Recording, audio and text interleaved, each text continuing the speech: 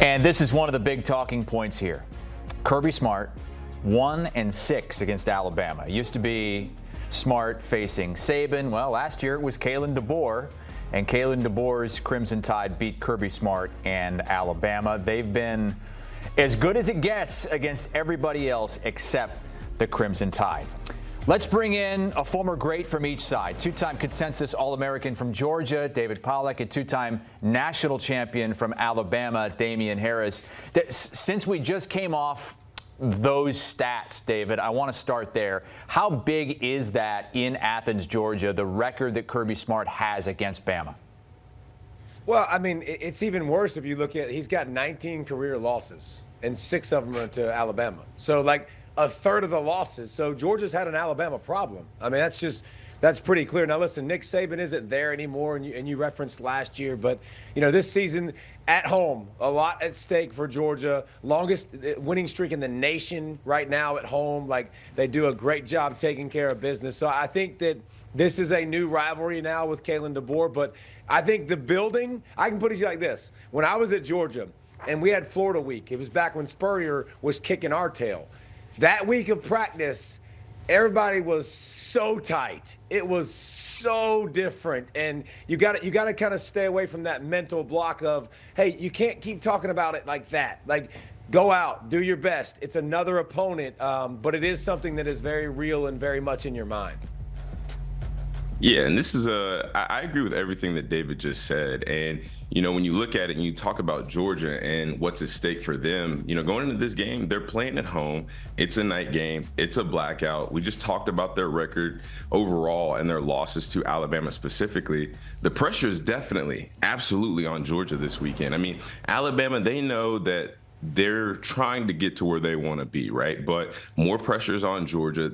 Alabama can go in and play more relaxed, play more free. They're not the ones that are, you know, hosting the big dinner party. At the end of the day, they can just go out, be themselves, and they know that they've beat this team before. Granted, they had different players. It was a different circumstance. It was at a different place, but they know how to beat this team. Alabama knows how to beat Georgia. So you have to have that confidence going into practice every day this week, every rep you do in the weight room. You have to go in with that confidence of, we know how to beat this team. We just have to go out and play our best brand of football. But at the end of the day, Damien, we know that's in the past. These are new teams. I'd love to get the state of the program from each side. And Damien, I'll start with you because you feel for that season opening loss at Florida State. You feel the program is in a better spot now than following that beatdown? I absolutely do. I think they're in a much better place than they were to start week one. I mean, look at the last performance they had. Ty Simpson looked incredible. I mean, he was absolutely dialing it up out there. And your players stepped up and played. Ryan Williams, he had 3 touchdowns, 165 yards. Like, the team is starting to come around to what we expect them to be. They're playing well on the defensive side of the ball. Their secondary has improved. They're one of the top secondaries in all of college football. So I think that they've taken that lesson and they've learned from it. And I think what can give them some confidence going into this game, especially looking back to week one, is, again, you've been here before. You've been in a hostile environment. You've been in a place where you're not respected. You've been to a place where you just didn't play well enough. You lost on the road to a good football team. Well, you've been there. And again, when you learn from those kind of things, there's something that you can take from it, whether it's X's and O's, whether it's a communication standpoint, whether it's just overall operation. There were a ton of lessons that could have been learned from that week one loss. And again, if you learn those lessons, Ryan Williams plays the way that he does. Ty Simpson has played the way that he's played the past couple of weeks. You're sturdy defensively. You're good in the trenches. You can absolutely go into Athens and win this football game. I think we're going to find out. That's the big answer to me. Like, obviously, the last couple weeks have been way better, but the competition hasn't been elite. Ty Simpson had 20 incompletions against FSU. He's had 5 since. He's definitely dialed in. Are there things about Alabama that I wonder? Can they run the football, man? Like, they haven't been physically dominant in running the football. That's something. Pass rush, can it get home consistently? And so there's actually some guys that can help that have gotten back from injury. But on the Georgia side, man, like, a big win against Tennessee, a big confidence booster for their offense, because honestly, the question mark was, can Gunnar Stockton move the ball? Can he make big plays? And the answer was yes and yes. They went to Knoxville, they put up over 40 points, and Gunnar Stockton looked like a dude, not only running the ball, throwing the ball. Like, so that gives you more confidence. I think Georgia's really, really good. I think Bama's really, really good, but it's going to be interesting going into that environment. Ty Simpson struggled when he went into another environment. Alabama struggled away from home. Here's another stat for you. Kalen DeBoer in that Alabama squad is 2-4 on the road. They're 2-4. So, Damien, let's talk about history and how that plays into it, because you wanted to talk about history. That's also a part of their recent history that I think they need to get solved as well, because they've been really bad on the road, and they've got to fix that some way, somehow. Let's go back to some history talk, Damien. Do you remember the last time Alabama played in Athens against Georgia?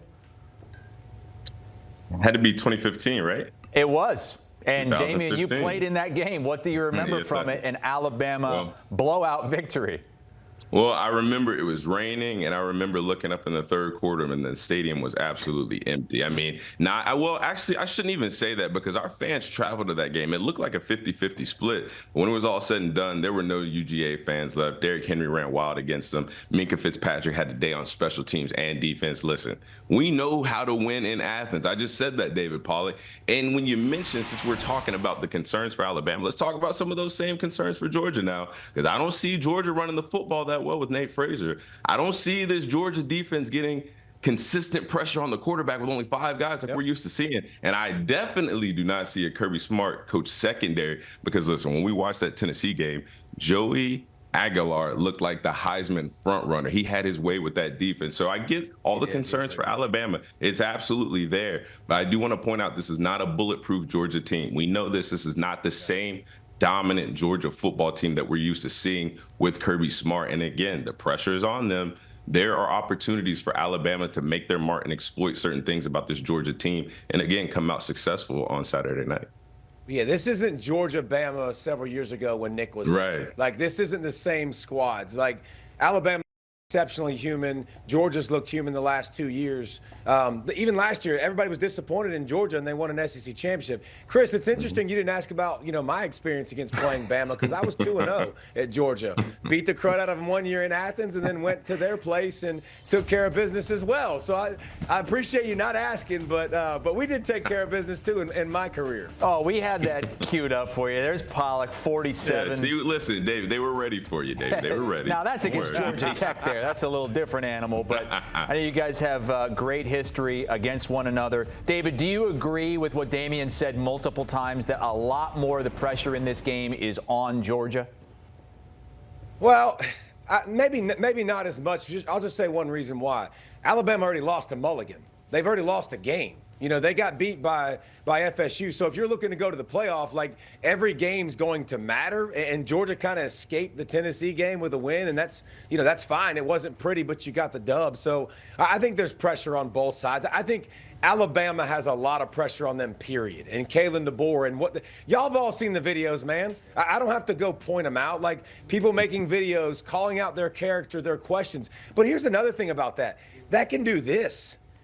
Can give you a little bit of that chip on your shoulder that they ain't had in a while, like that forges them and makes them compete harder and play better. So I don't know that there's, a pressure advantage.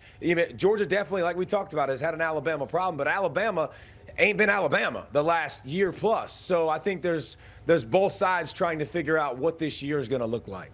David, I'm so glad that you just said what you said, because I'm one of those people that has called out Alabama. I'm one of those people that has called out Kalen DeBoer. I'm one of those people that has called out Ryan Williams, their best player. But what did you just say? People talking on the outside, what does that make you do? It makes you come together. It's almost like I'm doing this for a reason if y'all picking up what I'm putting down. But to your point, yes, there is a lot of pressure on Alabama. Don't get me wrong. When I sit here and talk about Georgia having more pressure, it's just when you talk about an advantage, right, in the competitiveness, or in who has the most pressure. But again, there's a lot of pressure on Alabama because we have not been back to the precipice of college football like we once were. We haven't seen the brand of football, more importantly than even the wins and losses. We haven't seen the Alabama brand of football that we're used to seeing, whether it's discipline, whether it's technique, whether it's want to on the field. I mean, I don't want to get back on the negative train, but seeing guys drop balls and then smile on the sideline, that's just not the Alabama way. So I'm with David. There's pressure on both teams. I'm just hoping there's more on Georgia and they play a little bit tighter so Alabama can go out there, execute, and win this football game. Damien, maybe you call somebody else out this week like Ryan Maybe. Williams. Hey, it worked against game, Wisconsin, that so worked. maybe I will. That maybe worked. I will. Hey, Williams, 165 yards and a couple of touchdowns after Damien said here on HQ. He's got to step up. Guys, thank you so much for joining us. Great to have a couple of greats from both of these fantastic football programs who will go head-to-head again on Saturday night. And for the first time in 10 years, they'll be playing in Athens, Georgia. This is a Alabama edge that predates Kirby Smart at Georgia. This goes all the way back to 2008, the last 10 meetings. Alabama's won 9 of them. The only win in that title game just a few years ago.